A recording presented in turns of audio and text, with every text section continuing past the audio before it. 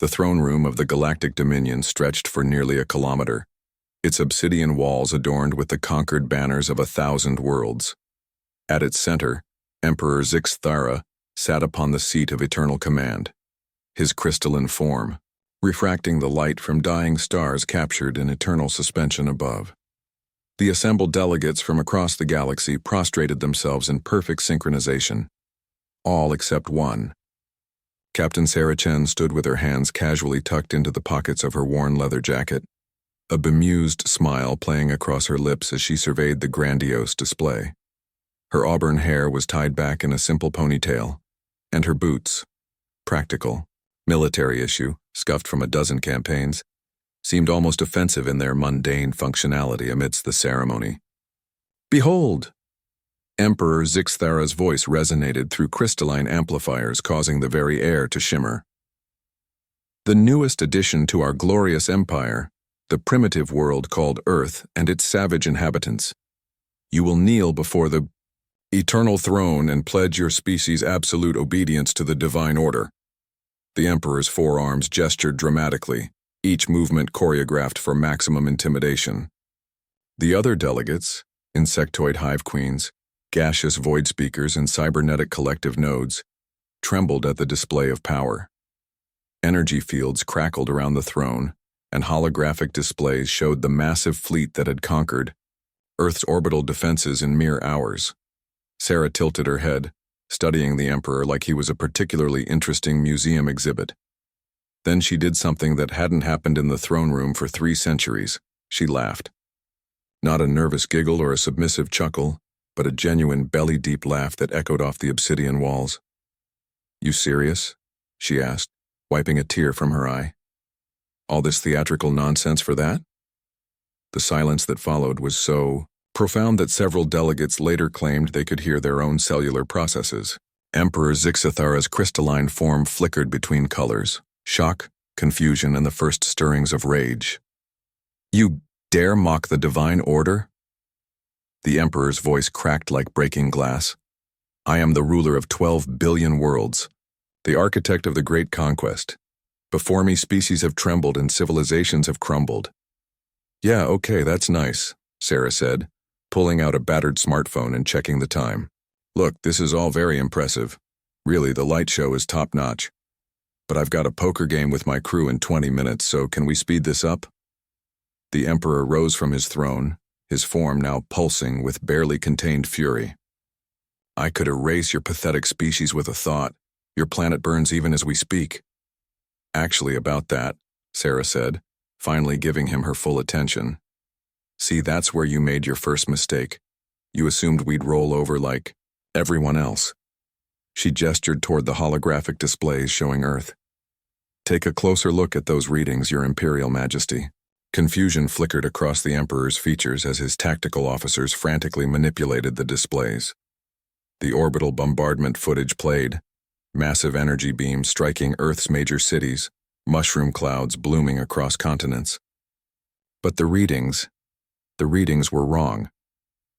"Your weapons," Sarah continued conversationally, "are designed to break the will of civilized species.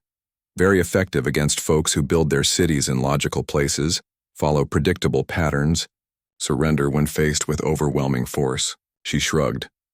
"Thing is, humans aren't exactly what you'd call civilized." The displays now showed what the initial scans had missed: deep underground cities, honeycombing the planet's crust, hidden manufacturing facilities in ocean trenches, weapons platforms disguised as asteroids, and moving through it all like antibodies in a bloodstream were ships, thousands of them, each one different, each one improvised from whatever materials were available. "You see, Sparkles, can I call you Sparkles? You made the classic mistake. You assumed that because we were primitive, we were stupid. Because our technology looked crude, we were helpless." Sarah's smile had an edge now, sharp as broken glass. "But here's the thing about humans. We've been fighting each other for so long that war isn't just what we do, it's what we are." The Emperor's tactical displays erupted in alarms. Across the galaxy, supply lines were being severed by ships that materialized from nowhere. Fleet formations were being harassed by fighters that shouldn't exist.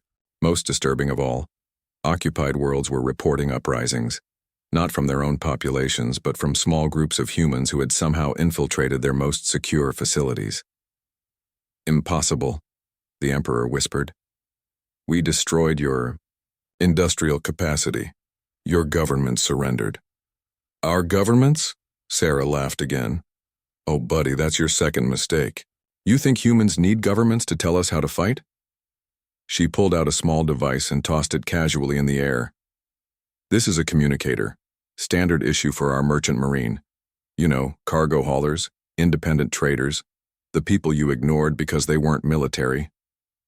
The device projected a hologram showing the galaxy-wide communication network, not the official military channels the Emperor had monitored, but something else entirely. Billions of connections, linking freighter crews, asteroid miners, colonists, anyone with a human heritage and access to a radio. You conquered Earth, Sarah said, her voice still casual but her eyes now hard as steel. Congratulations. You got one planet out of about 10,000 where humans live, work, and apparently hold really impressive grudges. She caught the communicator as it fell, and every single one of them just got a very detailed briefing on your military capabilities, your tactical preferences, and, oh, this is my favorite part, the complete structural analysis of this fancy station we're standing on. Emperor Zixathara's form flickered rapidly through the spectrum as the implications hit home. His empire wasn't facing a conquered species, it was facing a distributed organism that treated interstellar war like a particularly interesting engineering problem. You cannot defeat the Dominion, he roared. We have technology beyond your comprehension. Maybe, Sarah acknowledged. But here's the thing about technology. It breaks, and when it breaks, you need spare parts, maintenance, logistics. Her smile became almost pitying. You built an empire based on fear and absolute obedience. Very efficient, right up until someone starts asking awkward questions like, what if we just don't do what you tell us? The throne room shook as explosions echoed through the station's superstructure. The Emperor's guards, beings bred for absolute loyalty, looked around in confusion as their communication networks dissolved into chaos. In the distance, alarms wailed as humans who had been dismissed as harmless maintenance workers revealed their true purposes. The beauty of humans, Sarah said, walking closer to the throne as the Emperor's form began to destabilize, is that we've never really figured out this whole absolute obedience thing. We're contrary by nature. Tell us something can't be done, and we'll do it just to prove you wrong. Demand we kneel and we'll ask why. Command our absolute loyalty and... She gestured at the chaos erupting around them. Well, you're seeing the results. The massive holographic displays flickered and died as the station's power grid failed. Emergency lighting cast strange shadows across the obsidian walls, and the Emperor's crystalline form began to crack under the stress of maintaining coherence. This is impossible, he repeated, but his voice was smaller now, uncertain. Yeah, Sarah said, checking her phone again. That's what we're good at. Impossible things. She headed toward the exit, then paused and looked back. Oh, and Sparkles? Next time you want to conquer a species, maybe check if they've spent the last few thousand years perfecting the art of creative insubordination. Saves everyone a lot of trouble. As she walked away, the Emperor's voice echoed behind her, cracking and desperate. Wait, we can negotiate. There must be terms. Sarah's laughter drifted back through the collapsing throne room. Now you're learning. Welcome to dealing with humans. We'll be right back after this commercial break. The Galactic Dominion fell not with a bang, but with the sound of a species that had never learned to take no for an answer, proving once again that the universe's most dangerous words weren't resistance is futile. They were hold my beer and watch this.